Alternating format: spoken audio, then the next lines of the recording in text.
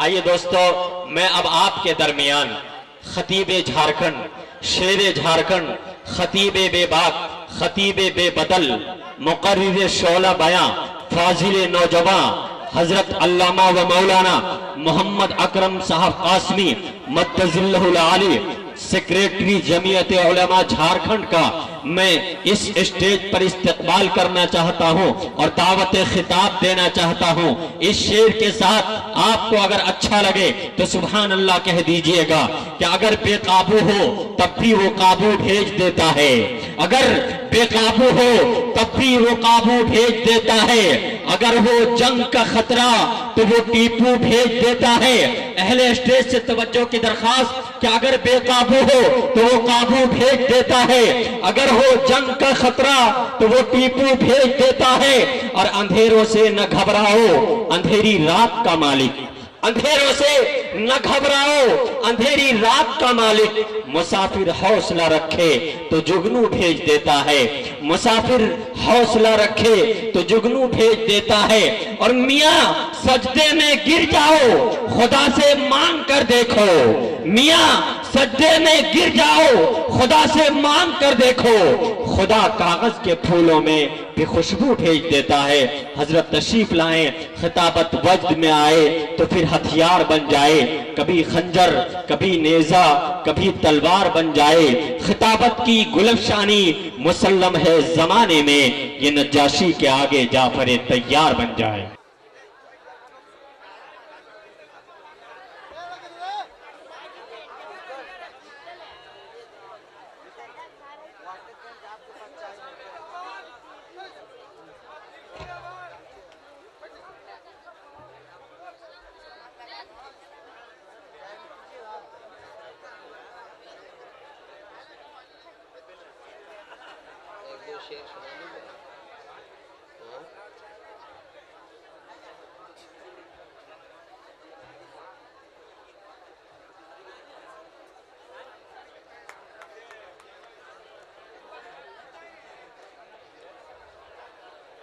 السلام علیکم ورحمۃ اللہ وبرکاتہ۔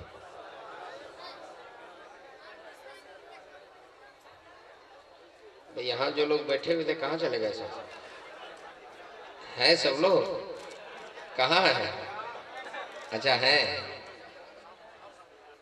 کیا مفتی صاحب ہمارے کچھ برادران وطن مکھیا جی ہیں، آپ ہیں، ذرا تشریف لائیے۔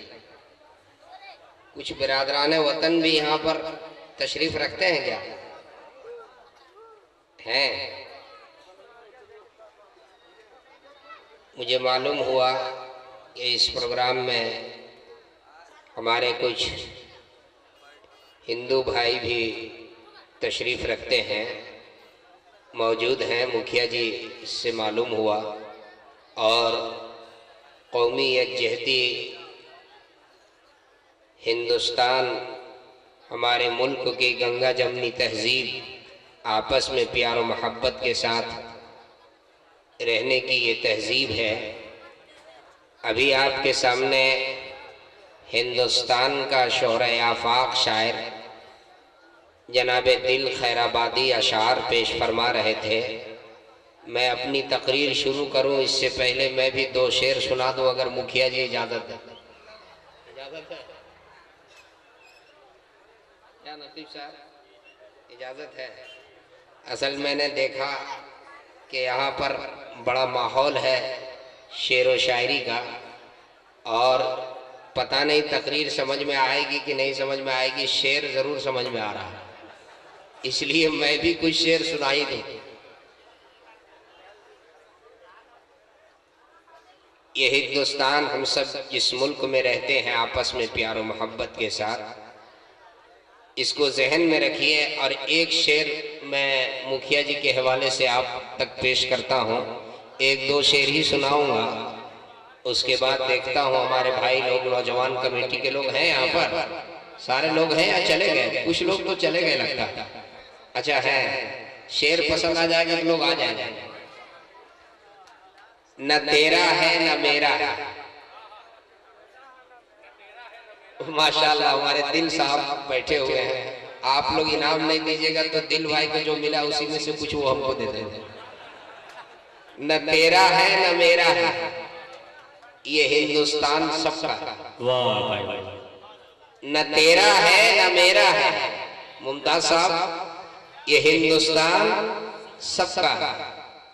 نہیں سمجھی گئی یہ بات تو نقصان سب کا ہے، نہیں سمجھی گئی یہ بات تو نقصان سب کا ہے، اور جو اس میں مل گئی ندیاں وہ دکھائی نہیں دیتی، جو اس میں مل گئی ندیاں وہ دکھائی نہیں دیتی، مگر مہاساگر بنانے میں احسان سب کا ہے۔ واہ بھائی واہ بھائی واہ، بہت خوب۔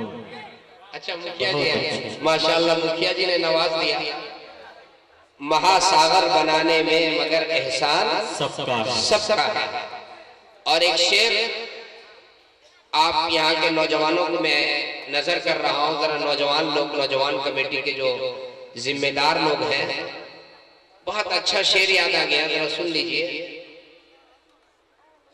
اے کاش ہمارے ملک میں ایسی فضا بنے، اے کاش، اے کاش ہمارے ملک میں ایسی فضا بنے، مندر جلے تو رنج مسلمان کو بھی ہو۔ واہ بھائی، اے کاش ہمارے ملک میں ایسی فضا بنے، مندر جلے تو رنج مسلمان کو بھی ہو، اور لٹنے پائے نہ مسجد کی آبرو، لٹنے پائے نہ مسجد کی آبرو، یہ فکر مندروں کے نگہباں کو بھی ہو۔ واہ بھائی واہ، بہت یہ فکر مندروں کے نگہبان کو بھی ہو۔ میرے دوستو، قومی یکجہتی کے عنوان سے ایک شعر اور ہمارے ہم سب ملک ہندوستان کے رہنے والے ہیں، اور اس ملک کے لیے ہم نے بڑی قربانیاں دی ہیں، ہمارے بزرگوں نے بڑی قربانی دی ہے۔ آج یہ اور بات ہے کہ چند مٹھی بھر لوگ جو فرقہ پرست ہیں وہ ہمیں شک کی نگاہ سے دیکھتے ہیں اور وہ کچھ سے کچھ کہتے ہیں۔ میرے ذہن میں ایک شعر یاد آیا کہ ہم اپنی آبرو اس ملک میں گھٹنے نہیں دیں گے، واہ، ہم اپنی آبرو اس ملک میں گھٹنے نہیں دیں گے، مسلمان اور ہندو کو کبھی بٹنے نہیں دیں گے۔ واہ واہ، بہت خوب۔ ارے بھائی شعر سمجھ میں آ رہا ہے؟ سمجھ میں آ رہا ہے تو ذرا زور سے کہیے گا۔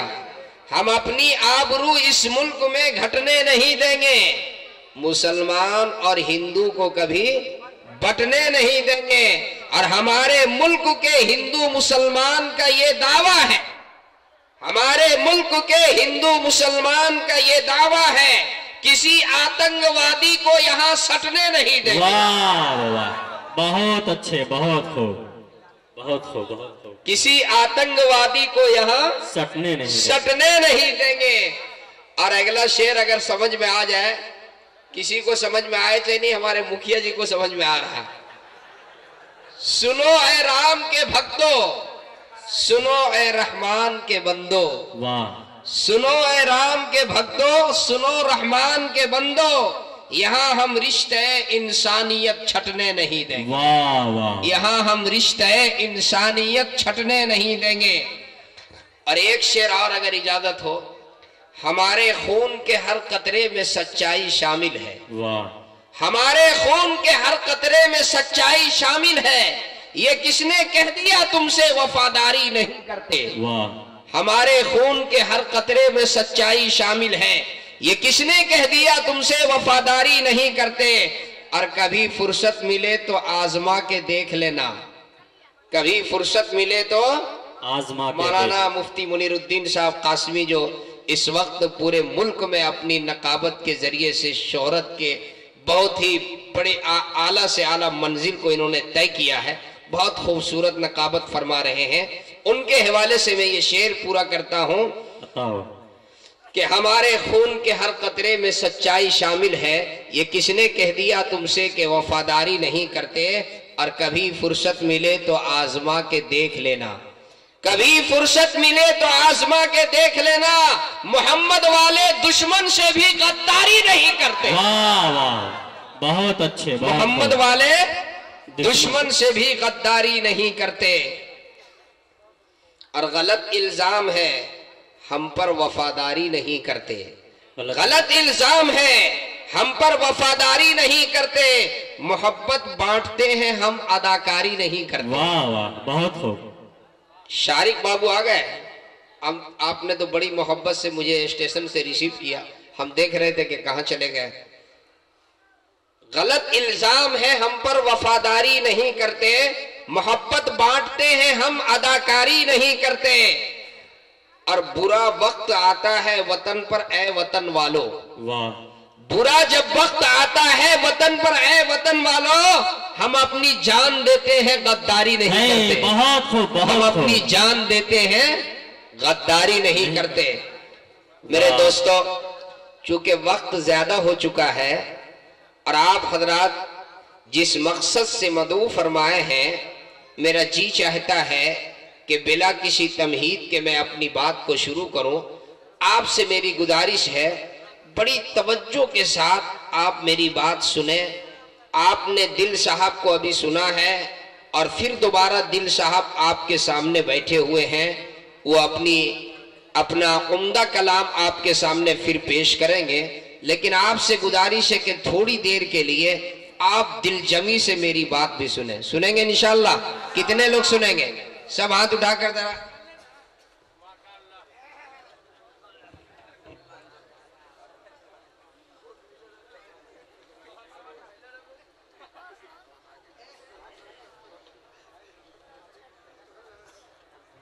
الحمد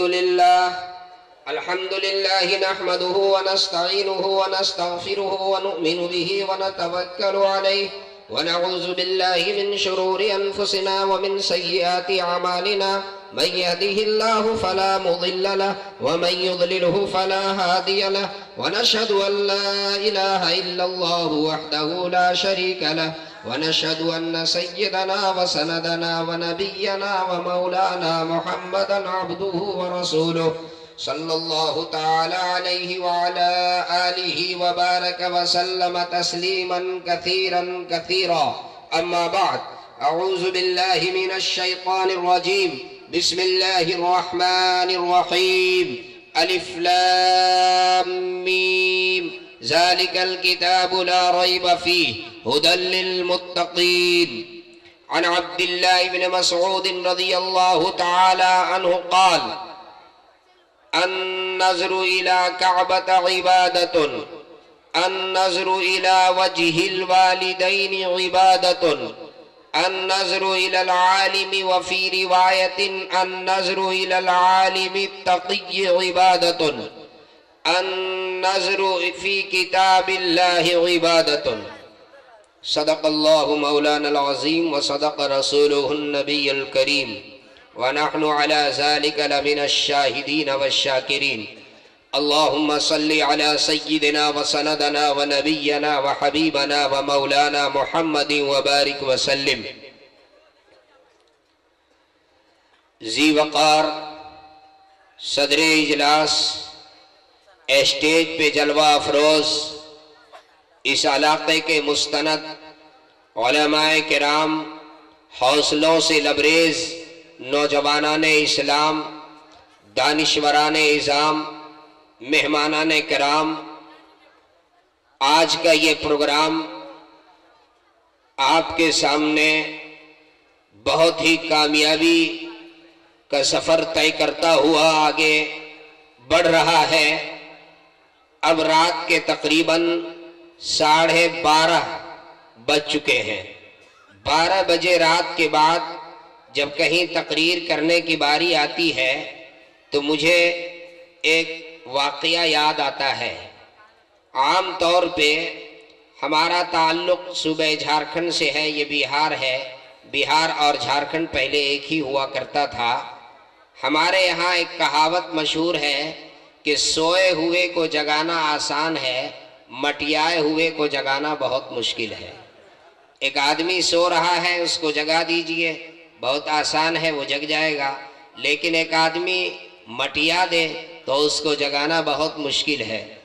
اسی سے متعلق وہ واقعہ کہ ایک موقع پہ 3 آدمی سفر کر رہے تھے، ایک یہودی تھا، ایک عیسائی تھا اور ایک مسلمان تھا۔ اتفاق سے رات کے وقت جب یہ تینوں کھانا کھانے کے لیے بیٹھے اور کھانا نکالا گیا تو اتفاق سے کھانا کم تھا، ایک آدمی کے بقدر کھانا تھا اور کھانے والے کتنے تھے؟ 3۔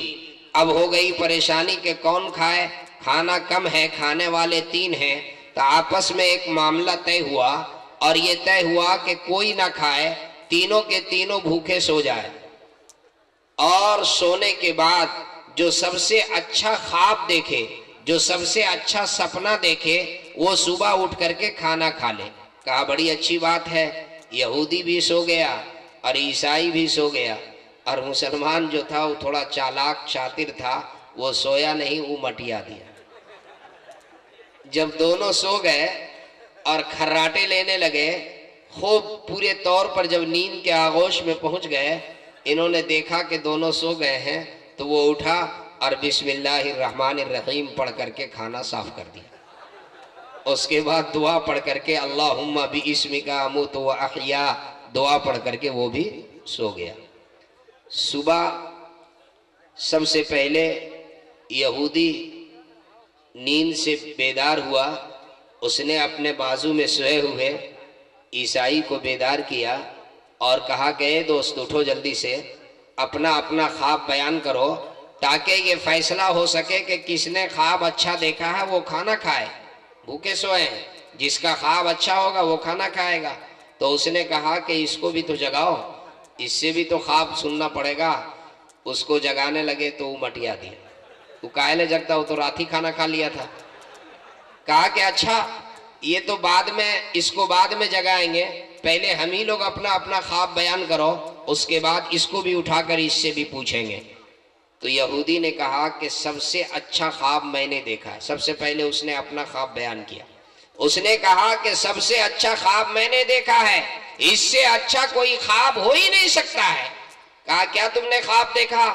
کہا کہ خواب میں نے اپنے پیغمبر حضرت موسیٰ علیہ السلام کو دیکھا، اور سنو میں نے صرف اپنے پیغمبر ہی کو نہیں دیکھا بلکہ میرے پیغمبر حضرت موسیٰ علیہ السلام مجھ کو لے کر کوہ طور پر گئے، اس مقام مقدس پر گئے جہاں اللہ رب العزت کی تجلی نازل ہوئی تھی، جہاں موسیٰ علیہ السلام کو نبوت ملی تھی، اس مقام مقدس پر لے کر کے گئے۔ میں نے اپنے پیغمبر کو بھی دیکھا، کوہ طور کا بھی سیر کیا، بتاؤ اس سے اچھا اور کوئی خواب ہو سکتا ہے؟ دوسرے نے کہا، عیسائی نے کہا، ارے اللہ کے بندے تم تو کوہ طور ہی تک پہنچے اور تم نے یہ سوچ لیا کہ سب سے بڑھیا ہم ہی دیکھے ہیں، تم سے تو اچھا ہم دیکھے ہیں۔ کہا تم نے کیا دیکھا؟ کہا میں نے بھی خواب میں اپنے پیغمبر حضرت عیسیٰ علیہ السلام کو دیکھا، اور تمہارے پیغمبر تو تم کو لے کر کوہ طور ہی تک گئے، میرے پیغمبر مجھ کو لے کر پہلے آسمان، دوسرے آسمان، تیسرے آسمان، چوتھے آسمان پر گئے۔ بتاؤ میں نے خواب میں اپنے پیغمبر کو دیکھا اور چاروں آسمان کا سیر کیا، تمہارا خواب اچھا ہے یا میرا خواب اچھا ہے؟ کہا یہ فیصلہ تو بعد میں ہوگا، پہلے اس کو بھی تو جگا دو، اس سے بھی تو پوچھو کہ اس نے کیا خواب دیکھا۔ اب اس کو بیدار کیا، وہ تو دونوں کی بات سن رہا تھا، مٹیائے ہوا تھا، اٹھا، کہا کہ بھائی جلدی سے تم بھی اپنا خواب بیان کرو تاکہ جلدی سے فیصلہ ہو سکے کہ کس کا خواب اچھا ہے وہ کھانا کھائے۔ تو اس نے کہا کہ یار میں کیا بیان کروں، میرا خواب تو بیان کرنے کے لائق ہی نہیں ہے۔ کہا کیا دیکھا؟ کہا میں نے عجیب و غریب خواب دیکھا، میرا خواب تو بیان کرنے کے لائق نہیں۔ کہا کیا دیکھا؟ ارے بولو تو صحیح۔ کہا یار کیا بتاؤں، جب میں سو گیا پورے طور پہ، جب میں نیند کے آغوش میں پہنچا تو 2 فرشتے آئے، ایک سرہانے کے جانب اور ایک پاؤں کے جانب، اور سنو دونوں کے ہاتھ میں گرج تھا اور دونوں کی نگاہیں سرخ تھی۔ دونوں نے کڑکدار آواز سے مجھ کو جگایا اور یوں کہا کہ اے کم وقت، کھانا رکھا ہوا ہے اور بغیر کھائے ہوئے سو رہے ہو، اٹھو کم وقت کہیں گے، پہلے کھانا کھاؤ اس کے بعد سونا۔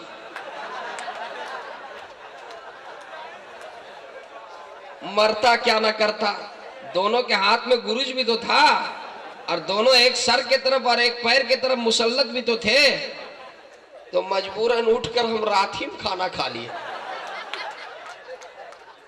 تو انہوں نے کہا ارے کم وقت کہیں گے، جب فرشتے تم کو کھانا کھانے کے لیے مجبور کر رہے تھے تو دائیں بائیں ہم ہی لوگ نے سوئے ہوئے تھے، تو تم نے کیوں نہیں جگایا؟ کہیں دور میں تو نہیں تھے، ارے دائیں بائیں تھے تو تم نے کیوں نہیں جگایا؟ تو اس نے کہا کہ ارے اللہ کے بندے، ہم نے تو اتنے زور سے شور مچایا کہ میرے شور کی آواز قبرستان کے مردوں نے بھی سنی ہوگی، لیکن سنو، جب میں شور مچا رہا تھا تو تم میں سے ایک کوہ طور پہ گھوم رہا تھا اور دوسرا چوتھے آسمان پر تھا۔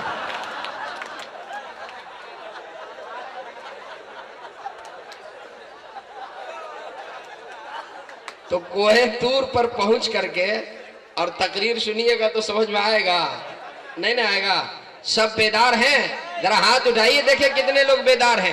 آپ بہت ہنسے ہیں، ذرا سنیے دل پہ ہاتھ رکھ کر کے، اور ذرا جو بات میں کہنا چاہتا ہوں توجہ کے ساتھ سن لیجئے۔ میں لمبی بات نہیں کروں گا، اس لیے کہ میرے بعد ہندوستان کے دو عظیم شخصیتوں کا خطاب ہونا ہے۔ حضرت مولانا مفتی عقیل الرحمان صاحب قاسمی جو ہمارے بہت محترم ہیں اور بجنور سے دلی سے تشریف لائے ہیں، حضرت مولانا سالم عبداللہ قمر سالم چترویدی جو ارریہ سے تشریف لائے ہیں، دونوں نوجوان مقرر ہیں اور اس وقت ملک ہندوستان میں ان کا مقام ہے، آپ کو ان کی بھی تقریر سننی ہے۔ آئیے میں نے آپ کے سامنے قرآن کریم کی ایک آیت شریفہ اور ایک جلیل القدر صحابی حضرت عبداللہ ابن مسعود رضی اللہ تعالی عنہ کا ایک قول نقل کیا ہے، میں اس کا خلاصہ اور نچوڑ پیش کروں گا، لیکن میری آپ سے ایک ہی درخواست ہے، جب تک میری بات ختم نہیں ہوگی کوئی بیچ میں اٹھ بیٹھ نہیں کیجیے گا۔ آپ میرے طرف دیکھیں گے، میں آپ کے طرف دیکھوں گا، بیچ میں اٹھ بیٹھ کا سلسلہ نہیں ہونا چاہیے۔ میں بات مختصر کروں گا، میرا مزاج ہے اگر آپ کہہ دیں کہ مولانا صاحب 10 منٹ تقریر کرنی ہے تو میں 11 منٹ نہیں بولوں گا، لیکن شرط یہ ہے کہ اس بیچ میں اٹھ بیٹھ نہیں۔ ذرا توجہ کیجئے، پیارے آقا صلی اللہ علیہ وسلم کے ایک جلیل القدر صحابی ہیں حضرت عبداللہ ابن مسعود رضی اللہ تعالی عنہ، ان کا جو قول میں نے عربی میں نقل کیا ہے، علماء یہاں تشریف رکھتے ہیں، اس کا خلاصہ میں بہت چند منٹوں میں بہت مختصر الفاظ میں میں خلاصہ پیش کر کے رخصت ہونا چاہتا ہوں۔ ہم سب مسلمان ہیں، مذہب اسلام کے پیروکار ہیں، شریعت اسلامیہ کے ماننے والے ہیں، ہمارا اپنا ایک قانون ہے، ایک ضابطہ ہے، ایک دستور ہے۔ قانون کیا ہے؟ ہمارے یہاں عمل پر ثواب مرتب ہوتا ہے، عمل پر ثواب مرتب ہوتا ہے۔ ایک آدمی نماز پڑھتا ہے، نماز پڑھنے کے لیے تکبیر تحریمہ کہتا ہے، اللہ اکبر، کبھی قرات کرتا ہے، کبھی رکوع کرتا ہے، کبھی سجدہ کرتا ہے، کبھی سبحان ربی العالی کہتا ہے، کبھی سبحان ربی العظیم کہتا ہے، کبھی اللہ کی بزرگی کو بیان کرتا ہے، کبھی اللہ کی بڑائی کو بیان کرتا ہے۔ جب وہ نماز سے فارغ ہوتا ہے تو اسے نماز کا ثواب ملتا ہے۔ ایک آدمی روزہ رکھتا ہے، صبح سے لے کر شام تک کھانے پینے سے، نفسانی خواہشات سے اپنے آپ کو بچاتا ہے تو اسے روزے کا ثواب ملتا ہے۔ ایک آدمی زکوٰۃ دیتا ہے تو اسے زکوٰۃ دینے کا ثواب ملتا ہے۔ ایک آدمی حج کرتا ہے، حج کرنے کے لیے بیت اللہ شریف پہنچتا ہے، کبھی خانہ کعبہ میں دوگانہ نماز ادا کرتا ہے، کبھی بیت اللہ کا طواف کرتا ہوا نظر آتا ہے، کبھی حجر اسود کو بوسہ دیتا ہوا نظر آتا ہے، کبھی غلاف کعبہ سے چمٹتا ہوا نظر آتا ہے، کبھی ملتزم سے لپٹتا ہوا نظر آتا ہے، کبھی صفا اور مروہ کے درمیان سعی کرتا ہوا نظر آتا ہے، کبھی رمی جمار کرتا ہوا نظر آتا ہے، کبھی وقوف مزدلفہ کرتا ہوا نظر آتا ہے، کبھی وقوف عرفہ کرتا ہوا نظر آتا ہے۔ جب حاجی حج کے ارکان کو ادا کر لیتا ہے اور اللہ اسے حج مقبول عطا فرما دیتا ہے تو اللہ رب العزت کے طرف سے اب اسے یہ انعام ملتا ہے، اللہ کے طرف سے اسے یہ مزدہ ملتا ہے، اللہ کے طرف سے اسے یہ خوشخبری ملتی ہے، اے حاجی اب تم اپنی زندگی کا آغاز یہاں سے ایسے کرو جیسے کہ آج اپنے ماں کے پیٹ سے پیدا ہوئے ہو۔ جس طریقے سے ماں کے پیٹ سے پیدا ہونے والا بچہ معصوم ہوتا ہے، گناہوں سے پاک صاف ہوتا ہے، اسی طریقے سے ایک حاجی جب اللہ اسے حج مقبول عطا فرما دیتا ہے تو وہ گناہوں سے ایسا پاک ہو جاتا ہے جیسے کہ وہ آج اپنی ماں کے پیٹ سے پیدا ہوا ہے۔ یہ ثواب کب ملتا ہے؟ جب حج کرتا ہے۔ نماز کا ثواب کب ملے گا؟ جب نماز پڑھیں گے۔ روزے کا ثواب کب ملے گا؟ جب روزہ رکھیں گے۔ زکوٰۃ کا ثواب کب ملے گا؟ جب زکوٰۃ دیں گے۔ حج کا ثواب کب ملے گا؟ جب حج کریں گے۔ لیکن آئیے اے میرے مسلمان بھائیوں، ارے اے میرے جلسہ کرانے والوں، نوجوان کمیٹی، کیا نام ہے اس گاؤں کا؟ سنگھاڑا، سنگے ہیرا، واہ، ارے نام تو بہت اچھا، سنگے ہیرا کے میرے نوجوانوں، آپ نے جلسہ کرایا ہے، یقیناً آپ مبارکباد کے مستحق ہیں۔ آپ نے فتنوں کے دور میں، جس زمانے میں لوگ دنیاوی مجلسوں کا انعقاد کرتے ہیں، لوگ تھیٹروں کو آباد کر رہے ہیں، لوگ شراب کے اڈوں کو آباد کر رہے ہیں، جوئے کے اڈوں کو آباد کر رہے ہیں، زنا کی کوٹھیوں کو آباد کر رہے ہیں، ایسے گئے گزرے دور میں دینی مجلس قائم کرنا، دین کی بات کہنے کے لیے علماء کو مدعو کرنا، دین کی بات سننے کے لیے جمع ہونا، یہ نیک فعل ہے، یہ خوش آئین بات ہے، اس لیے کہ جب دین کی بات کہی جاتی ہے، جب دین کی بات سنی جاتی ہے تو رب العزت کے طرف سے، رب کائنات کے طرف سے، پروردگار عالم کے طرف سے ہدایت کے فیصلے اترتے ہیں، ہدایت کے فیصلے اترتے ہیں۔ اس لیے میں یہاں کے نوجوانوں کو اور یہاں کے ذمہ داروں کو مبارکباد پیش کرتے ہوئے آگے کی بات میں جو عرض کر رہا ہوں غور سے سنیے۔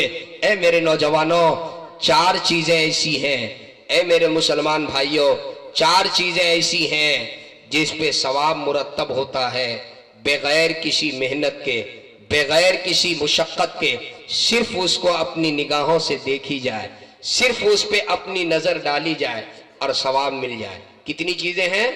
ہاتھ اٹھا کر کہیے کتنی چیزیں ہیں؟ چار۔ اگر اجازت دیں تو میں چاروں گنوا دوں۔ نمبر 1، کعبۃ اللہ شریف، جسے اللہ کا گھر کہا جاتا ہے، اللہ کے گھر کو دیکھنا ثواب ہے۔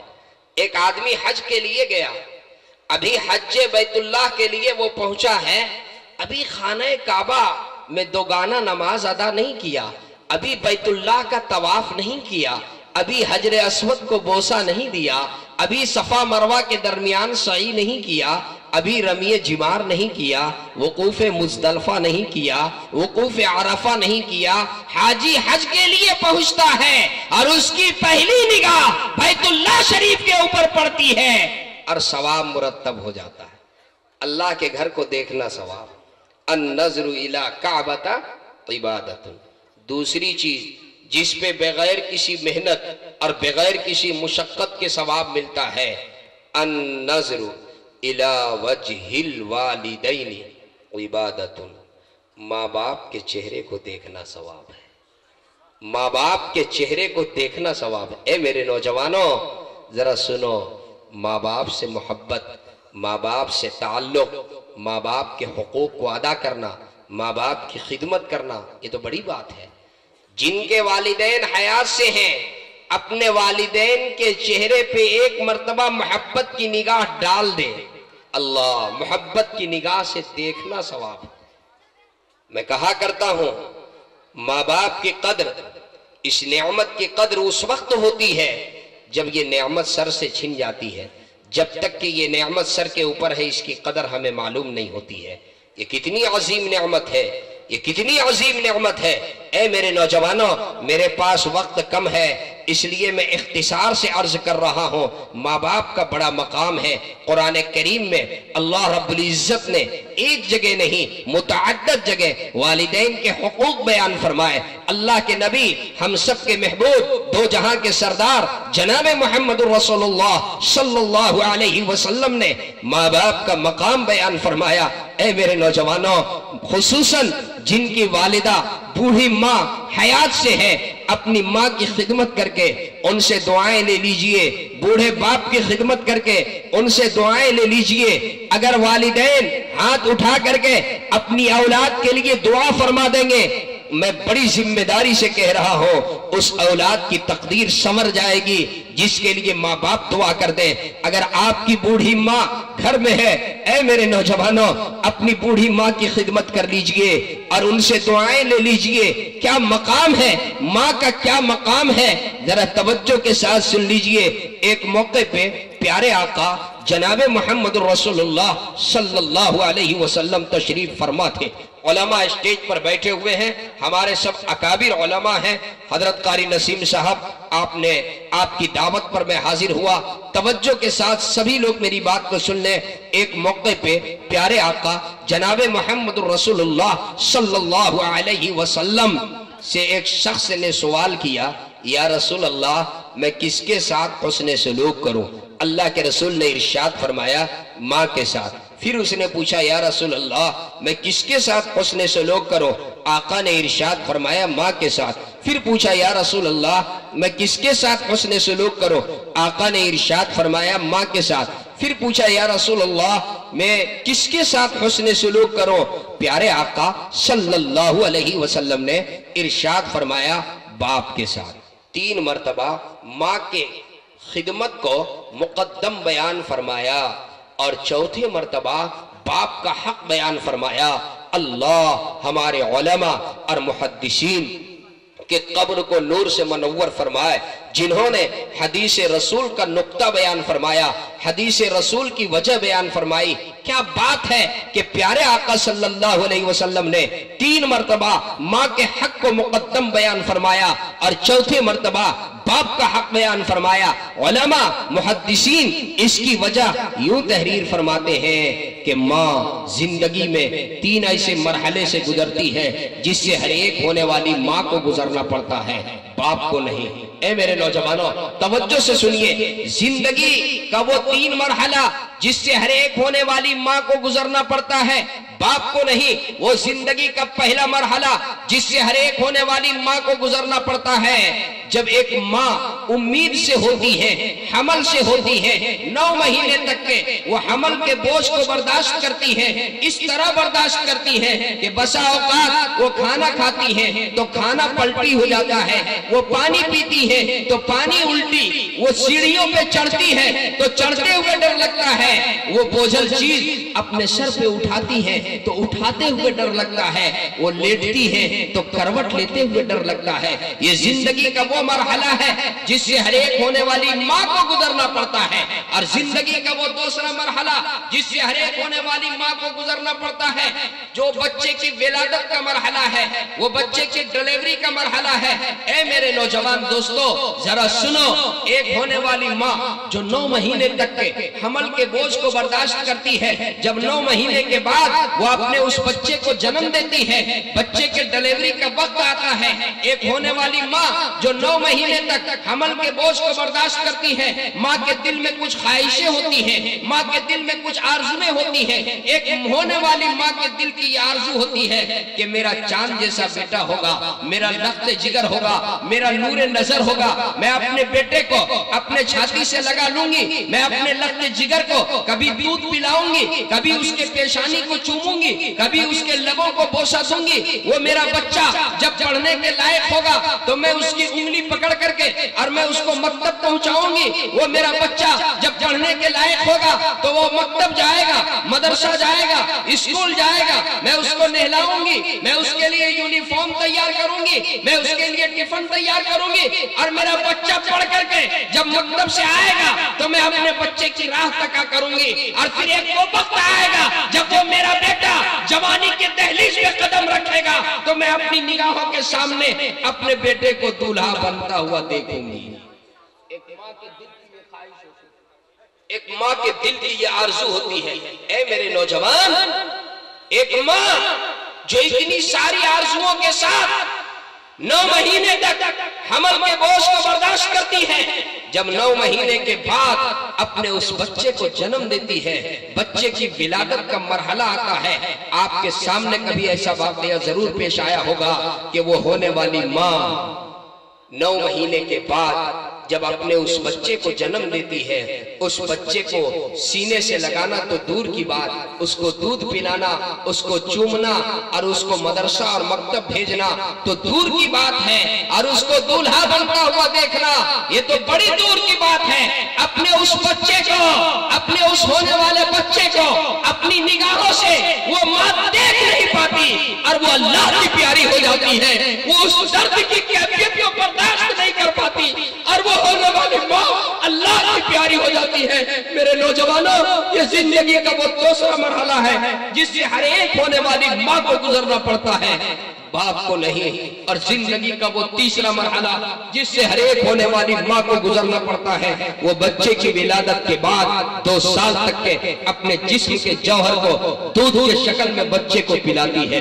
बच्चे को भूख लगती है तो माँ तड़प जाती है, प्यास लगती है तो माँ तड़प जाती है, बुखार लगता है तो माँ बेचैन हो जाती है, माँ बच्चे को सर्दी होती है तो माँ बेचैन हो जाती है, बच्चे को ठंडी लगती है तो माँ अपने आंचल में छुपा लेती है, और गर्मी लगती है तो अपने आंचल से बच्चे को हवा करती है। मेरे दोस्तों, ये जिंदगी का वो तीसरा मरहला है जिससे हर एक होने वाली माँ को गुजरना पड़ता है।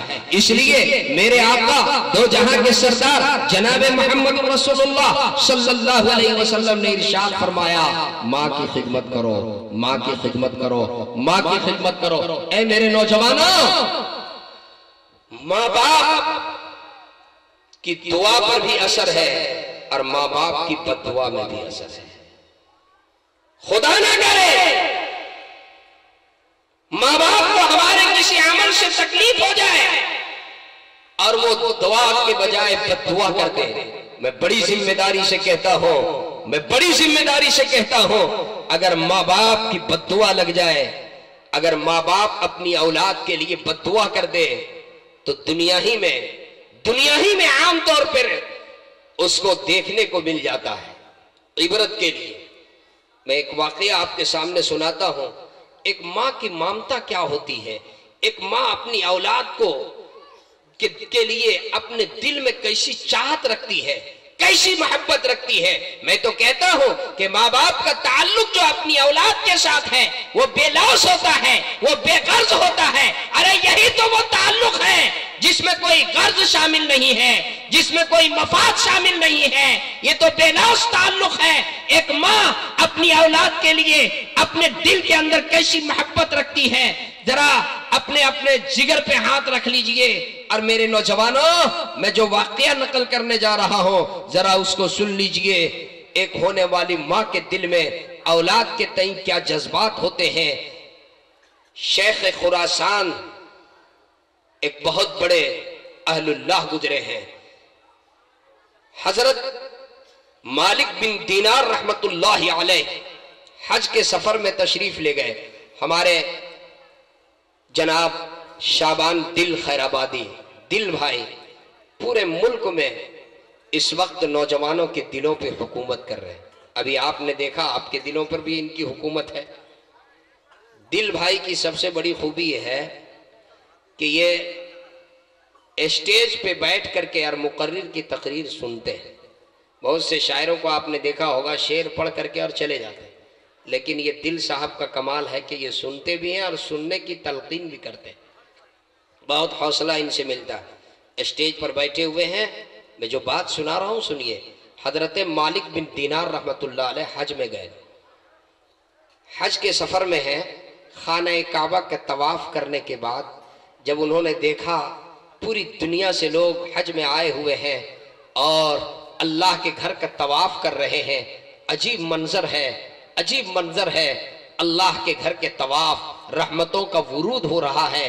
अचानक उनके दिल में एक बात आ गई और वो बात जुबान पर आई, दुआ हो गई और अल्लाह रब्बुल इज्जत से गोया हुए, ए बारे इलाहा मुझे दिखा दीजिए इस साल जितने लोग हज में आए उसमें कौन ऐसा बदनसीब है जिसका हज कबूल नहीं हुआ। ए अल्लाह मुझे दिखा दीजिए, बता दीजिए कौन शख्स है जिसका हज कबूल नहीं हुआ। हजरत मालिक बिन दीनार रहमतुल्लाहि अलैह दुआ कर करके लेटे। ख्वाब में उन्हें दिखलाया गया, ए मालिक इस साल 6 लाख लोग हज में आए, सबका हज कबूल हो गया सिवाय एक शख्स के, सिवाय एक शख्स के उसका हज कबूल नहीं हुआ। वो कौन बदनसीब है जिसका हज कबूल नहीं हुआ? वो इब्ने हारून है, बल्ख का रहने वाला है। इब्ने हारून जिसका हज कबूल नहीं हुआ, और फरमाया कि जाओ जाकर के उसे ये पैगाम सुना दो कि तेरा हज कबूल नहीं हुआ, तेरा हज तेरे चेहरे पे वापस मार दिया गया, تیرا حج قبول نہیں ہوا۔ بیدار ہوئے مالک بن دینار رحمت اللہ علیہ، پریشان ہو گئے۔ وہ ابن ہارون جسے شیخ خراسان کہا جاتا ہے وہ کہاں ہے؟ وہ کون ایسے شخص ہیں جس کا حج قبول نہیں ہوا؟ تلاش کرتے ہوئے وہاں پہنچے جہاں بلخ کے لوگ تھے، مینا کے وادی میں پہنچے، معلوم کیا کون ہے ابن ہارون۔ لوگوں نے بتایا کہ وہ تو بہت متقی آدمی ہے، وہ پرہیزگار آدمی ہے، وہ تو اللہ کے ولی ہیں، ان کی ولایت کا عالم یہ ہے، وہ دن کو روزہ رکھتے ہیں، وہ رات کو عبادت کرتے ہیں، وہ کسی سے گفتگو نہیں کرتے، وہ کسی سے باتیں نہیں کرتے۔ جائیے دیکھیے مینا کے کسی وادی میں کسی جگہ پر وہ عبادت میں مصروف ہوں گے۔ تلاش کرتے ہوئے گئے، دیکھا کھلے آسمان کے نیچے زمین پر بیٹھ کر کے وہ اللہ کی عبادت میں مصروف ہیں۔ مالک بن دینار ان کے قریب گئے اور جا کر کے سلام کیا۔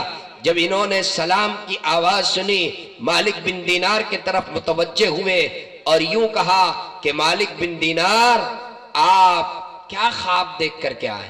ابھی انہوں نے کچھ بیان نہیں کیا، اس سے پہلے انہوں نے ہی پوچھ لیا، اے مالک بن دینار یہ بتائیے آپ نے کیا خواب دیکھا ہے؟ مالک بن دینار کہتے ہیں کہ میرے پاؤں تلے زمین کھسک گئی، ابھی میں نے خواب بیان نہیں کیا، ابھی تو میں آیا ہی ہوں اور اس سے پہلے یہ پوچھتا ہے کہ یہ بتائیے آپ نے کیا خواب دیکھا ہے، کیا خواب دیکھا ہے؟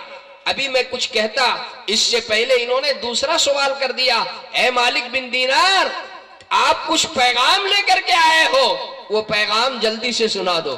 کہتے ہیں میں پریشان ہو گیا، اس کو خواب بھی معلوم ہے، اس کو پیغام بھی معلوم ہے، ابھی میں اس کو پیش کرتا اس سے پہلے انہوں نے کہا کہ مالک بن دینار کیا یہی خواب دیکھ کر کے آپ آئے ہیں کہ اللہ نے سب کا حج قبول کر لیا اور میرا حج واپس میرے چہرے پہ مار دیا، میرا حج قبول نہیں ہوا، کیا یہی پیغام لے کر کے آئے ہیں؟ مالک بن دینار کہتے ہیں میں پریشان ہو گیا، یہ اتنا پہنچا ہوا آدمی ہے، اس کو میرے خواب کا بھی علم ہے اور اس کو پیغام بھی معلوم ہے، کیا خواب ہے وہ بھی معلوم ہے، یہ اتنا پہنچا ہوا آدمی ہے، اس کو کشف ہوتا ہے، یہ اتنا اللہ کا مقرب بندہ ہے اور پھر اس کا حج قبول نہیں ہوا، آخر وجہ کیا ہے؟ پریشان ہو گئے۔ انہوں نے پوچھا ابن ہارون بتاؤ اصل بات کیا ہے؟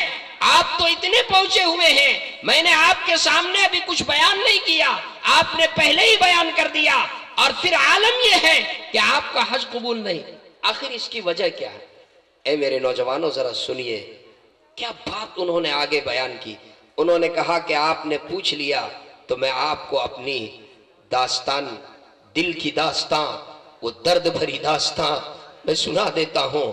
اے مالک بن دینار اصل بات یہ ہے جب میری جوانی کا زمانہ تھا، صحت تھی، طاقت تھی، مجھے اپنی صحت کے اوپر، اپنی طاقت کے اوپر ناز تھا، میں جوان تھا، اس وقت میں غلط لڑکوں کی صحبت میں رہا کرتا تھا، جیسی صحبت ویسا اثر، شرابی کے ساتھ رہیں گے تو شرابی، جواری کے ساتھ رہیں گے تو جواری، زانی کے ساتھ رہیں گے تو زنا کی عادت، چور اور ڈکیت کے ساتھ رہیں گے تو لفنگا۔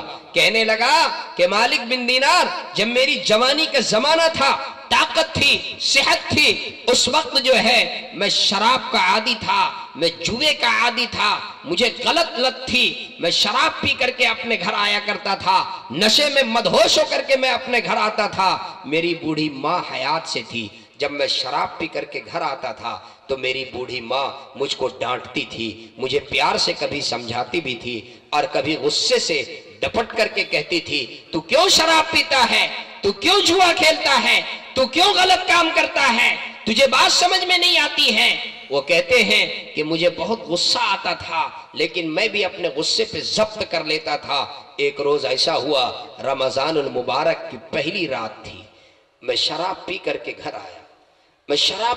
آیا، میری ماں غصے سے تلملا گئی اور کہنے لگی کہ کم بخت کہیں کہ یہ رمضان کا مقدس مہینہ جس میں رحمتوں کا نزول ہوتا ہے، برکتوں کا نزول ہوتا ہے، اللہ کی رحمت عام ہو چکی ہے، تم نے اس مقدس مہینے اور اس رحمت کے عاشرے کی بھی پرواہ نہیں کی اور تو نے اس مہینے میں بھی شراب پی لیا۔ میری ماں کو غصہ آیا، اس نے ایک تماچا رسید کر دیا، مجھے ماں کے تماچے پر مجھے غصہ آ گیا میں نے سوچا، دل میں سوچا یہ روز روز کا یہ راستے کا روڑا ہے، جب میں شراب پی کر کے آتا ہوں تو یہ مجھے ڈانٹتی ہے، یہ مجھے جھنجھوڑتی ہے، کیوں نہ میں اس راستے کے روڑے کو ہمیشہ کے لیے ختم کر دوں۔ کہنے لگے مالک بن دینار میرے گھر میں تنور جل رہا تھا، میرے گھر میں تنور جل رہا تھا، میں نے اپنی بوڑھی ماں کو اپنے ہاتھ میں اٹھایا، اپنی گرفت میں لیا، اٹھایا اسے، اور میں اس کو لے کر کے جلتے ہوئے تنور کے پاس پہنچا۔ میری بیوی بچانے کی کوشش کی لیکن وہ بچا نہ سکی، میں نے اپنی ماں کو جلتے ہوئے تنور میں ڈال دیا،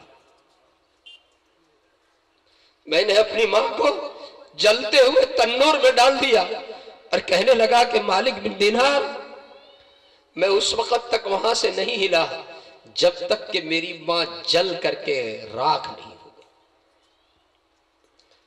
اس کے بعد جب میں کمرے میں آیا، نشہ اتر چکا تھا، میری بیوی مجھ سے کہنے لگی کہ تو پوری زندگی مجھے ستاتا رہا، تو پوری زندگی میرا حق مارتا رہا، تو پوری زندگی مجھے گالی دیتا رہا، میں نے تجھ کو کچھ نہیں کہا، لیکن سنو آج میں تمہیں ایک بات کہتی ہوں، آج تم نے جو کیا وہ بہت غلط کیا، کبھی خدا تم کو معاف نہیں کرے گا، کبھی خدا تم کو معاف نہیں کرے گا۔ کہا تم کو یاد نہیں؟ ارے یہی تو وہ ماں ہے جو 9 مہینے تک کے اپنے پیٹ میں تجھے رکھی، حمل کے بوجھ کو برداشت کی، تمہارے 2 سال تک کے اپنے جسم کے جوہر کو دودھ کی شکل میں تمہیں پلاتی رہی، یہی تو وہ ماں ہے جو تو شراب پی کر کے گھر آتا تھا، رات کے 11 بجے، رات کے 12 بجے تو گھر آتا تھا تو تیری ماں جو ہے اپنے آنچل سے پانی سے اپنے آنچل کو بھگوتی تھی اور تیرے چہرے کو صاف کرتی تھی، تیرے نشے کو اتارتی تھی اور تجھے پیار سے سمجھاتی تھی، بیٹا تو کیوں شراب پیتا ہے، تو کیوں شراب پیتا ہے، پیار سے سمجھاتی تھی۔ اور 11 بجے رات یہی وہ ماں ہے جو تمہارے لیے گرم کر کے کھانا بھی تجھے دیتی تھی۔ آج تو نے اس ماں کو اپنے ہاتھوں سے اٹھایا اور جلتے ہوئے تنور میں ڈال دیا، کبھی خدا تجھ کو معاف نہیں کرے، کبھی خدا تجھے معاف نہیں کرے۔ کہنے لگے کہ شراب کا نشہ بھی اتر چکا تھا، بات سمجھ میں آ گئی، احساس ہوا کہ مجھ سے تو بہت بڑی غلطی ہوئی، مجھ سے تو بہت بڑی غلطی ہوئی۔ میں اسی وقت میں نے 2 فیصلے کیا۔ پہلا فیصلہ یہ کیا کہ جس ہاتھ نے اٹھا کر کے اور ماں کو تنور میں ڈالا ہے، یہ ہاتھ اس لائق نہیں ہے کہ اس کو جسم کا بازو بنایا جائے۔ میں نے اپنے گھر سے کلہاڑا اٹھایا، میرے گھر پہ کلہاڑا رکھا ہوا تھا، میں نے تیز دھار والے کلہاڑے کو اٹھایا اور اس سے ایک ہاتھ میں مارا، یہ ہاتھ کا بازو کٹ کر کے باہر ہوا، دوسرے ہاتھ میں مارا، یہ کٹ کر کے لٹک گیا، آج تک کے خون رس رہا ہے۔ کہنے لگے کہ مالک بن دینار میں نے تو پہلا فیصلہ یہ کیا کہ جس بازو نے اٹھا کر کے ماں کو جسم جلتے ہوئے تنور میں ڈالا ہے، یہ بازو اس لائق نہیں ہے کہ اس کو جسم کا بازو بنایا جائے۔ میں نے ہاتھ کاٹ کر کے باہر ڈال دیا اور کہا کہ مالک بن دینار میرے پاس جتنے مال تھے میں نے اسی وقت سب مال صدقہ کر دیا، اور اسی وقت سے میں اللہ کے سامنے گڑ گڑا رہا ہوں، میں رو رہا ہوں، اے رب کائنات میرے اس جرم عظیم کو معاف فرما۔ میں نے اس وقت سے یہ فیصلہ کر لیا، اس کے بعد سے مجھے یاد نہیں ہے کوئی دن ایسا نہیں سوائے ایام ممنوعہ کے جس میں میں نے روزہ نہیں رکھا۔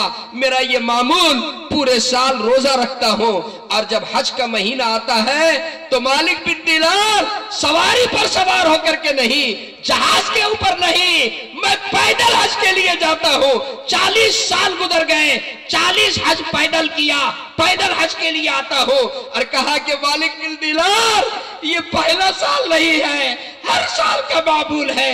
حج کرنے کے بعد جب حج کے ارکان ادا کر لیتا ہوں تو ایک قاصد آنے والا آتا ہے اور یہ کہہ کر کے جاتا ہے، یہ پیغام دے دیتا ہے کہ اے ابن ہارون تیرا حج قبول نہیں ہوا، تیرا حج قبول نہیں ہوا۔ یہ تو 40 سال سے ہو رہا۔ کہا کہ مالک بن دینار میرے لیے دعا کر دیجئے، اللہ میرے گناہ کو معاف کر دے، میرے لیے دعا کر دیجئے، اللہ میرے گناہ کو معاف کر دے۔ مالک بن دینار کہتے ہیں میں نے وعدہ کیا کہ میں آپ کے لیے ضرور دعا کروں گا، کہ اللہ آپ کے گناہوں کو معاف کر دے۔ واقعہ تو تفصیل طلب ہے، میرے پاس وقت کم ہے، مجھے مضمون بھی مکمل کرنا ہے۔ اے میرے نوجوان، آخری کی بات بتاؤں، کل قیامت کے دن جب حساب و کتاب کا منظر ہوگا، میدان محشر قائم ہوگا، سب نفسہ نفسی کے عالم میں ہوں گے، کوئی کسی کا پرسان حال نہیں ہوگا۔ اس حساب و کتاب کے وقت اس بیٹے کی بھی باری آئے گی اور اس ماں کی بھی باری آئے گی۔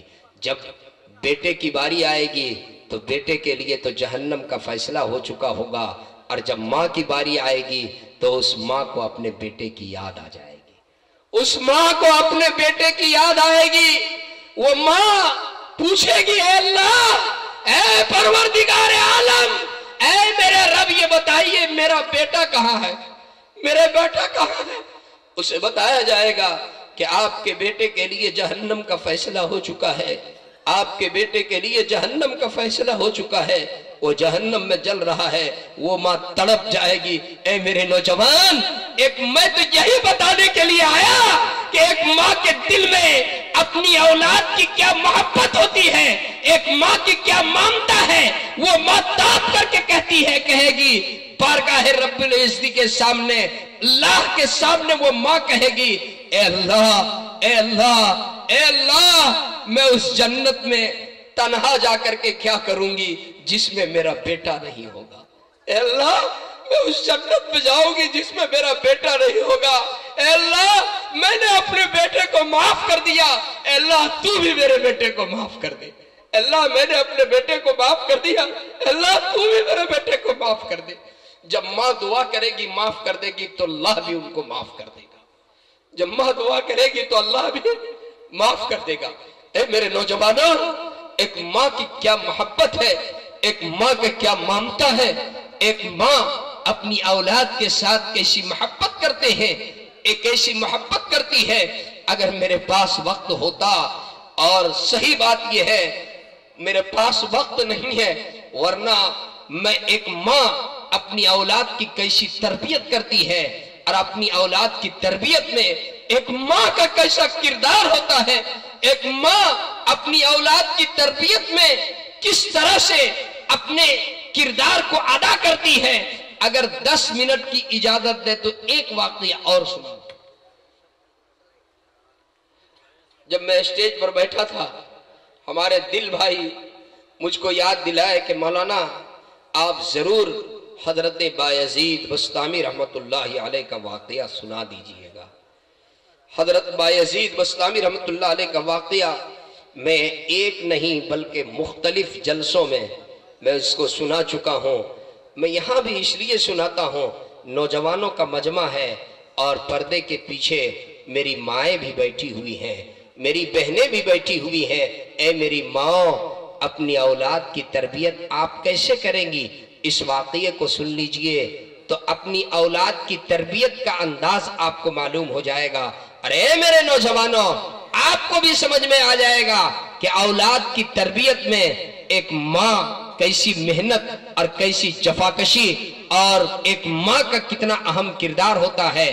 اور ہمارے اسٹیج پہ علماء بیٹھے ہوئے ہیں، آپ کو سمجھ میں آ جائے گا یہ علماء، یہ مدارس میں پڑھانے والے اساتذہ، ان کا کتنا بڑا کردار ہے ایک بچے کی زندگی کو سنوارنے میں، اس کے مستقبل کو سجانے میں، اس کو باکمال بنانے میں ایک عالم کا کتنا بڑا کردار ہے۔ ذمہ دار لوگ یہاں پر بیٹھے ہوئے ہیں، اور نوجوان کمیٹی کے تمام نوجوان حوصلوں سے لبریز ہو کر کے میری تقریر سن رہے ہیں۔ سنو، ذرا توجہ کے ساتھ سن لو۔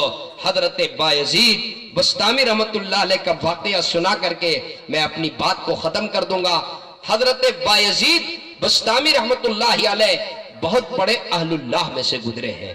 جب ان کی ولادت ہوئی، وہ پیدا ہوئے، ان کے والد اللہ کے پیارے ہو گئے۔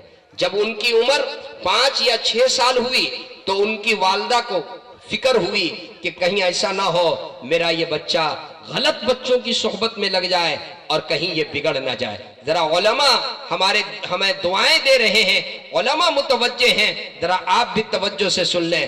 چنانچہ ان کی والدہ کو کسی نے بتایا کہ آپ اپنے بچے کو فلاں مدرسے میں داخل کر دیں، فلاں مدرسے میں، فلاں گاؤں میں ایک مدرسہ ہے، اس مدرسے کو ایک اللہ کا ولی چلاتا ہے، ایک اہل اللہ چلاتا ہے، وہاں آپ کے بچے کی صحیح تربیت ہو جائے گی۔ چنانچہ بایزید بسطامی رحمت اللہ علیہ کی والدہ اپنے بچے کی انگلی پکڑتی ہے، ان کو لے کر مدرسے میں جاتی ہیں اور داخلہ کرواتی ہیں۔ جب داخلہ ہو گیا تو واپس لوٹتے ہوئے مدرسے کے ذمہ دار کا شکریہ ادا کرتی ہیں اور ایک درخواست کرتی ہے، ایک گزارش کرتی ہے۔ گزارش یہ کرتی ہے، آپ نے میرے بچے کا داخلہ لیا، میں آپ کا شکر گزار ہوں، آپ سے میری گزارش یہ ہے، اس کے والد نہیں ہیں، اس بچے کو میری یاد آئے گی، جب اس کو میری یاد آئے گی تو آپ سے چھٹی مانگنے کے لیے آئے گا، آپ میرے بچے کو چھٹی نہ دیجئے گا۔ استاد نے پوچھا، یہ بتاؤ کب تک چھٹی نہیں دیں گے؟ کہا اس وقت تک چھٹی نہیں دیجئے گا جب تک کہ میرا بچہ حافظ قرآن نہ بن جائے، جب تک کہ میرا بچہ حافظ قرآن نہ بن جائے اس وقت تک میرے بچے کو چھٹی نہ دیجئے گا۔ کہا بڑی اچھی بات ہے، بچہ مدرسے میں پڑھنے میں مصروف ہو گیا، مدرسے میں تو بہت بچے پڑھتے ہیں، کبھی اس بچے کے والد، کبھی اس بچے کے بھائی، کبھی اس بچے کا والد، کبھی اس کا رشتہ دار، کوئی مٹھائی لا کر دے رہا ہے، کوئی کھانا لا کر کے دے رہا ہے، کوئی تحفہ لا کر کے دے رہا ہے۔ آخر یہ بھی تو بچے تھے، ان کو بھی تو یاد آتی تھی کہ میرے باپ ہوتے تو وہ بھی تو کچھ لا کر کے دیتے، باپ نہیں ہے، والدہ آ نہیں سکتی ہیں۔ کہنے لگے ایک رات بایزید 6 سال کا یہ بچہ رات کو سویا، تکیے کے اوپر سر ہے، کروٹ لے رہے ہیں، نیند نہیں آ رہی ہے، ماں کی یاد ستا رہی ہے۔ صبح ہوئی، استاد کی خدمت میں پہنچے، ایک درخواست لکھ کر کے، استاد محترم 1 دن کی چھٹی دے دیجئے، مجھے ماں کی یاد آ رہی ہے، میں ماں سے ملاقات کر کے آ جاؤں گا۔ استاد محترم اس معصوم بچے کے چہرے کو دیکھ رہے ہیں اور ماں سے کیا ہوا وعدہ بھی یاد آ رہا ہے۔ ماں تو یہ کہہ کر گئی ہے کہ میرے بچے کو چھٹی نہیں دیجیے گا، اور معصوم بچہ ہے، بچہ کہہ رہا ہے ماں کی یاد آ رہی ہے، 1 دن کی چھٹی دے دیجئے۔ استاد کے ذہن میں تدبیر آئی، سانپ بھی مر جائے، لاٹھی بھی نہ ٹوٹے۔ استاد نے کہا بیٹا میں چھٹی ضرور دے دوں گا، شرط یہ ہے میں جو سبق تم کو دوں وہ سبق یاد کر کے تم سنا دو، اگر سبق یاد کر کے تم نے سنا دیا تو تمہاری چھٹی ہے، اور نہیں سنایا تو چھٹی نہیں ہے۔ استاد نے جان بوجھ کر کے سبق زیادہ دیا، اتنا دیا کہ 1 دن میں یاد نہ کر سکے۔ بچہ خوشی خوشی اٹھا، درسگاہ میں گیا، کتاب رحل پہ رکھا، کتاب کھولا، جب دیکھا استاد نے جو نشان لگایا ہے سبق میں تو بچہ مایوس ہو گیا، اداس ہو گیا۔ تھوڑی دیر کے بعد بچے کو ایک بات یاد آئی کہ ماں تو بچپن سے یہ سکھائی ہے کہ بیٹا جب کوئی مشکل مسئلہ ہو، جب کوئی پریشانی ہو تو اللہ کے سامنے مانگنا، اللہ کے سامنے رونا، اللہ سے مانگنا، اللہ ہر مشکل کا حل کرنے والا ہے۔ بچہ کتاب رحل پہ رکھتا ہے، اپنے معصوم ہاتھوں کو رب کائنات کے سامنے اٹھاتا ہے اور یوں دعا کرتا ہے، اے اللہ استاد نے جو سبق دیا ہے، اے اللہ تو جانتا ہے اس سبق کو یاد کرنا 1 دن میں ناممکن تو نہیں لیکن مشکل ضرور ہے۔ اے بار الہ، اے اللہ اگر تو چاہے تو کوئی مشکل نہیں، اگر تو چاہے تو کوئی مشکل نہیں۔ یہ کہہ کر سبق یاد کرنا شروع کیا، سبق یاد ہو گیا۔ جب سبق یاد ہوا استاد کی خدمت میں پہنچا، کہا استاد محترم سبق سن لیجئے۔ استاد نے تعجب سے پوچھا بیٹا سبق یاد ہو گیا؟ کہا ہاں یاد ہو گیا۔ کہا سناؤ۔ سبق سنانا شروع کیا، ازبر سنا دیا، کہیں نہیں اٹکا، کہیں نہیں رکا، سنا دیا۔ استاد اپنی انگلی دانت میں دبا کر رہ گئے، کہہ چکے تھے کہ اگر سبق سنا دو تو چھٹی ہے۔ کہا جاؤ بیٹا 1 دن کی چھٹی ہے، اپنی والدہ سے مل کر کے آ جاؤ۔ اب بچہ تو بچہ ہے، ابھی عمر ہی کیا ہے، 6 سال کی عمر ہے۔ بچہ اچھلتا کودتا ہوا گاؤں کے راستے کو طے کرتا ہوا، کھیت کھلیان کے راستے کو طے کرتا ہوا بچہ گھر پہنچتا ہے۔ بچے کے دل میں آرزو ہے کہ میں گھر جاؤں گا تو میری ماں مجھے گود میں اٹھا لے گی، میری پیشانی کو چوم لے گی، مجھے مٹھائی بھی دے گی، مجھے کھانا بھی دے گی، اور ڈھیر ساری دعائیں دے کر کے میری ماں مجھ کو رخصت کرے گی۔ ان ساری آرزوؤں کے ساتھ جب بچہ گھر پہنچتا ہے، دروازہ بند ملتا ہے، دروازے پہ بچہ دستک دیتا ہے، کنڈا ہلاتا ہے، اندر سے آواز آتی ہے کون؟ کہا امی جان آپ کا لخت جگر، آپ کا بیٹا بایزید۔ اندر سے جواب ملا کون بایزید؟ ارے میرا بایزید تو اس وقت میرے گھر آئے گا جب حافظ قرآن بن جائے گا، ابھی آنے والا، یہ میرا بایزید نہیں ہو سکتا۔ گھنٹوں بچہ دروازے پہ کھڑا رہا، روتا رہا، بلکتا رہا، ماں کی نظر شفقت پانے کے لیے ترستا رہا، لیکن ماں نے یہ کہہ کر دروازہ کھولنے سے انکار کر دیا کہ میرا بیٹا بایزید اس وقت میرے گھر آئے گا جب حافظ قرآن بن جائے گا۔ بچہ سمجھ گیا کہ ماں نہیں چاہتی کہ میرا دھیان تعلیم سے تقسیم ہو۔ بچہ بغیر اپنی ماں سے ملے ہوئے واپس مدرسے میں آیا۔ جب مدرسے کے گیٹ سے اندر داخل ہوا، استاد کی نگاہ بچے کے اوپر پڑی تو استاد نے پکارا بیٹا بایزید کیا گھر لے گئے؟ بایزید کی دونوں آنکھیں آنسوؤں سے بھر آ گئیں، دونوں آنکھیں سرخ ہو گئیں، دونوں آنکھوں میں آنسو ڈب ڈب آ گئے۔ استاد تو بچوں کے لیے مدرسے میں باپ کی حیثیت رکھتا ہے۔ استاد نے بچے کو گود میں لیا اور کہا بیٹا میں نے تو چھٹی دے دی تھی، تم گھر نہیں گئے؟ بچہ روتا ہوا کہنے لگا استاد محترم میں گھر ضرور پہنچا، گھنٹوں دروازے پہ کھڑا رہا، دستک دیتا رہا، ماں کی نظر محبت پانے کے لیے میں ترستا رہا، لیکن ماں نے یہ کہہ کر دروازہ کھولنے سے انکار کر دیا کہ میرا بیٹا بایزید اس وقت میرے گھر آئے گا جب حافظ قرآن بن جائے گا۔ میں سمجھ گیا کہ میری ماں نہیں چاہتی کہ میرا دھیان تک تعلیم سے تقسیم ہو۔ بغیر ماں سے ملے ہوئے، گھنٹوں دروازے پہ رونے کے بعد، بغیر اپنی ماں کی زیارت کیے ہوئے، بغیر ماں کی ملاقات کیے ہوئے واپس مدرسے میں آ گیا۔ اس کے بعد بچے نے جو بات کہی ہے ذرا سن لو میرے نوجوان، بچے کی کیا بات ہے۔ بچے نے عجیب بات کہی، کہا استاد محترم آپ سے میری ایک گزارش ہے، آپ میرے حق میں 2 دعائیں فرما دیں، جب آپ کا ہاتھ دعا کے لیے اٹھے تو میرے حق میں 2 دعا۔ استاذ کے کان کھڑے ہو گئے، 6 سال کا بچہ کیا دعا کے لیے کہہ رہا ہے؟ کہا بیٹا بولو کون سی دعا؟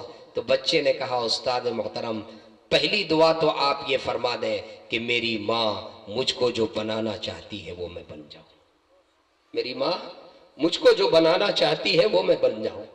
اور دوسری دعا اے استاد محترم ظاہر بات ہے حافظ بننے میں، عالم بننے میں 5 سال 10 سال 15 سال کا عرصہ لگ سکتا ہے، کہیں ایسا نہ ہو کہ میں پڑھنے میں مصروف رہوں، میرے والد نہیں ہیں، میری والدہ مزدوری کر کے اور اپنی ذریعے زندگی گزار رہی ہیں، کہیں ایسا نہ ہو کہ 10-15 سال کے بعد جب میں تعلیم مکمل کر کے اور اپنے گھر جاؤں میری ماں کی عمر وفا نہ کرے اور وہ اللہ کی پیاری ہو جائے اور میری ماں مجھ کو دیکھ نہ سکے۔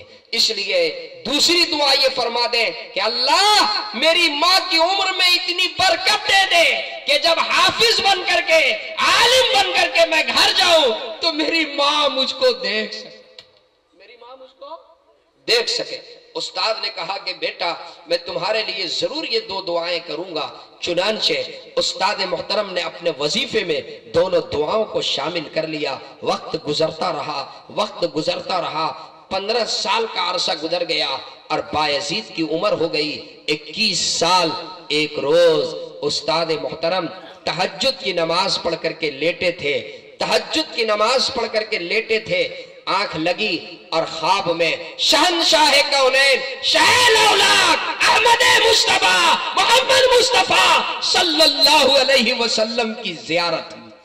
خواب میں آقا کی زیارت ہوئی، پیارے آقا صلی اللہ علیہ وسلم نے ارشاد فرمایا کہ سنو وہ تمہارا شاگرد جو تمہاری تربیت میں 15 سال سے ہے، آج اللہ رب العزت کے یہاں اس کی ولایت کا فیصلہ ہو چکا ہے۔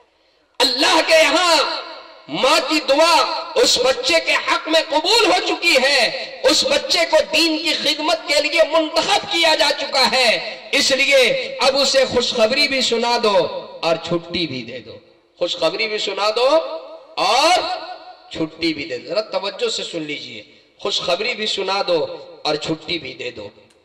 چنانچہ استاد محترم بیدار ہوئے، تلاش کرنے لگے بایزید کدھر ہیں، وہ بھی سامنے نماز پڑھ رہے تھے۔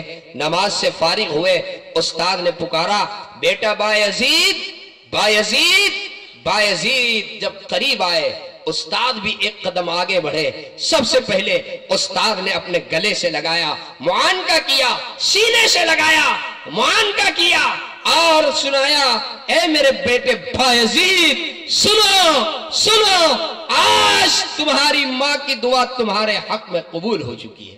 ماں کی دعا تمہارے حق میں قبول ہو چکی ہے. دین کی خدمت کے لیے منتخب ہو چکے ہو. اس لیے اب یہ خوشخبری بھی سنو اور اپنی والدہ سے ملاقات کے لیے جاؤ. استاد محترم اپنی پگڑی اتار کر کے اور بایزید کے سر پہ سجا دیے اور دعائیں دے کر کے اور خوشی خوشی رخصت کر دیا. ڈھیر ساری دعائیں دے کر کے خوشی خوشی استاد محترم نے بایزید کو رخصت کیا. کہا کہ بیٹا جاؤ, اب جاؤ اپنی والدہ سے ملاقات کے لیے. ایک شاگرد جب باکمال ہوتا ہے تو سب سے زیادہ خوشی استاد کو ہوتی ہے.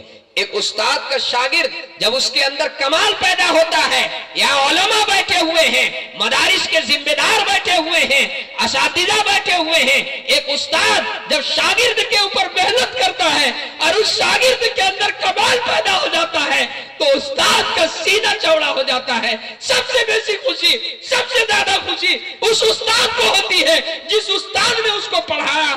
آپ سوچ سکتے ہیں بایزید کو جنہوں نے پڑھایا تھا اس استاد کو کیا خوشی ہوئی ہوگی. کہا بیٹا جاؤ اب اپنی والدہ سے ملاقات کے لیے. خوشی خوشی بایزید بسطامی رحمت اللہ علیہ کے سر پہ اپنی پگڑی اتار کر کے اور ان کے سر پہ سجا دی اور کہا بیٹا جاؤ. اب 15 سال کے بعد بایزید بسطامی رحمت اللہ علیہ خوشی خوشی اپنے گھر کے لیے روانہ ہوئے. وہی پرانی یادیں ہیں, وہی پرانی باتیں ہیں, 16 سال پہلے کی باتیں, وہی پرانی یادیں. گھر پہنچے, دروازہ بند ملا. بڑی ہمت کے ساتھ دروازے پہ دستک دی. پتہ نہیں اندر سے کیا آواز ملے گی, اندر سے کیا جواب ملے گا. بڑی ہمت کے ساتھ دروازے پہ دستک دی. اندر سے آواز آئی, لڑکھڑاتی ہوئی آواز, کون؟ کہا امی جان آپ کا بیٹا بایزید, آپ کا لخت جگر, آپ کا نور نظر, آپ کی آنکھوں کا تارا بیٹا بایزید. ماں فوراً دروازہ کھولتی ہے. ایسا محسوس ہوتا ہے کہ بیٹا ماں پہلے سے استقبال میں کھڑی ہے. دروازہ کھولتی ہے اور اپنے سامنے اپنے بیٹے کو پورے تقوی اور طہارت میں مکمل عمامہ لگا ہوا اپنے بیٹے کو حافظ قرآن جب اپنی نگاہوں کے سامنے دیکھتی ہے تو ماں اللہ کا شکر ادا کرتی ہے اور اب آگے بڑھ کر کے اپنے بیٹے کے پیشانی کو چومتی ہے اور چوم کر یہ کہتی ہے کہ اے میرے بیٹے, آج تمہارے باپ کی وہ مراد پوری ہوئی. جب تم میرے پیٹ میں تھے تیرے باپ نے یہ مراد مانی تھی کہ اگر بیٹا ہوگا تو میں اپنے بیٹے کو حافظ قرآن بناؤں گا. اے میرے لتے جگر, آج تمہارے باپ حیات سے نہیں لیکن تمہارے باپ کے روح کو قبر میں سکون ملے گی. اے میرے بیٹے, تمہارے باپ نے یہ منت مانی تھی کہ اگر بیٹا ہوگا تو میں اپنے بیٹے کو حافظ قرآن بناؤں گا. آج تمہارے باپ کی وہ مراد پوری ہوئی اور میرے لخت جگر میری وہ دیرے نہ خواہش پوری ہوئی. میں کبھی بھی اپنا ہاتھ دعا کے لیے اٹھاتی تھی. اے میرے بیٹے, مجھے یاد نہیں میں تہجد میں اٹھتی تھی, میرے لخت جگر میں تمہارے لیے دعا کرتی تھی, اللہ میرے بیٹے کو حافظ بنا دے, میرے بیٹے کو عالم بنا دے, میرے بیٹے کو متقی بنا دے, میرے بیٹے کو پرہیزگار بنا دے. اے اللہ میرے بیٹے کو باکمال بنا دے. اے میرے بیٹے, آج اللہ نے میری دعا کو شرف قبولیت سے بخشا. کہا بیٹا میں تمہارے لیے گرم کھانا بنا کر کے پیش کروں, مجھے 2 منٹ کا موقع دے دو. میں پہلے اللہ کے سامنے سجدہ شکر بجا لاؤں. وضو کرتی ہے, 2 رکعت نماز پڑھتی ہے, مصلی پہ اپنی جبی کو رکھتی ہے, اپنی پیشانی کو رکھتی ہے اور اللہ کا سجدہ شکر بجا لاتی ہے. اللہ تیرا شکر ہے, اللہ تیرا شکر ہے, تو نے میرے بیٹے کو اس لائق بنایا جس لائق میں بنانا چاہتی تھی. اللہ تیرا شکر ہے, اللہ تیرا شکر ہے, اللہ تیرا شکر ہے. اے میرے بھائیوں, اے میرے نوجوانوں اور پردے میں بیٹھی ہوئی میری ماں اور میری بہنوں, میں اس واقعے کو اس لیے نقل کیا. ایک ماں اگر نماز کا پابند ہو, ایک ماں اگر تہجد کا پابند ہو، ایک ماں اگر خود تربیت یافتہ ہو تو اپنے بچے کو وہ کیسی تربیت کرتی ہے، اور تربیت میں ماں کا کتنا بڑا کردار ہوتا ہے۔ وقت میرا زیادہ ہوا، اگرچہ مولانا نے مجھے 1.25 گھنٹہ تقریر کرنے کے لیے کہا تھا، لیکن 1:30 بج گئے۔ صحیح بات یہ ہے میرے دوستوں، میرے نوجوانوں، سچی بات یہ ہے، ابھی 2 مقرر کی تقریر آپ کو سننی ہے، اور آپ کے دلوں کے دھڑکن دل خیر آبادی وہ بھی یہاں اسٹیج پر جمے ہوئے ہیں، ان کو بھی آپ کو سننا ہے۔ مختصر دل صاحب کا بھی کلام ضرور سنیے گا، لیکن دونوں مقرر کی تقریر سنے بغیر نہ جائیے گا۔ میرا جی تو ایسا آپ کا مجمع بیٹھا ہوا، اور اتنے آپ متوجہ ہیں، اور اتنا اچھا انتظام ہے، اتنا شاندار مائک ہے، سب کچھ اتنا اچھا ہے۔ اگر آپ مجھے سنتے تو میں فجر تک میں ہی تقریر کرتا، اور آپ کو ضرورت نہیں پڑتی، لیکن چونکہ آپ نے مہمانوں کو بلایا ہے، ان کا حق ہے، وہ ہم سے دور سے آئے ہوئے ہیں، اس لیے آپ انہیں بھی سنیں۔ اور انشاءاللہ میں وعدہ کرتا ہوں، پھر آپ نے اگر آئندہ سال یا کبھی اور اگر آپ نے جلسہ کیا اور آپ نے مجھے بلایا تو انشاءاللہ میری بات جو ناقص رہ گئی میں اس کو مکمل کروں گا۔ میں تو تقریر ابھی شروع بھی نہیں کیا، میں نے تو صرف حضرت عبداللہ ابن مسعود رضی اللہ تعالیٰ عنہ کے قول کا خلاصہ پیش کرنا چاہا تھا، لیکن اس کو بھی پورا نہ کر پایا۔ میں نے کہا تھا کہ 4 چیزیں ایسی ہیں جس پہ بغیر کسی محنت اور بغیر کسی مشقت کے ثواب ملتا ہے۔ پہلی چیز کعبۃ اللہ شریف کو دیکھنا ثواب ہے، اور دوسری چیز ماں باپ کے چہرے کو دیکھنا ثواب ہے۔ 2 بیان کر دیا، 2 باقی رہ گیا۔ انشاءاللہ اگر زندگی باقی رہی اور آپ رہے اور آپ کی دعائیں ہمارے ساتھ رہی، انشاءاللہ اگر پھر آئندہ آپ کی خدمت میں حاضری کا شرف حاصل ہوا تو آگے جو بات رہ گئی ہے میں اس کو میں پورا کروں گا۔ میں یہاں کے نوجوان کمیٹی کا شکر گزار ہوں، یہاں کے ذمہ داروں کا شکر گزار ہوں، علماء کا شکر گزار ہوں، جنہوں نے مجھے آج کے اس جلسے میں مدعو کیا۔ جس دور پہ نازا تھی دنیا وہ زمانہ بھول گئے، جس دور پہ نازا تھی دنیا وہ زمانہ بھول گئے، غیروں کی کہانی یاد رہی، ہم اپنا فسانہ بھول گئے۔ منہ دیکھ لیا آئینے میں پرداغ نہ دیکھے سینے میں، منہ دیکھ لیا آئینے میں پرداغ نہ دیکھے سینے میں، جینے کو جی لگایا ایسا مرنے کو مسلمان بھول گئے۔ اور تکبیر تو اب بھی ہوتی ہے مسجد کی فضا میں اے انور، تکبیر تو اب بھی ہوتی ہے مسجد کی فضا میں اے انور، جس ضرب سے دل ہل جاتے تھے وہ ضرب لگانا بھول گئے۔ وما توفیقی الا باللہ، وآخر دعوانا ان الحمدللہ۔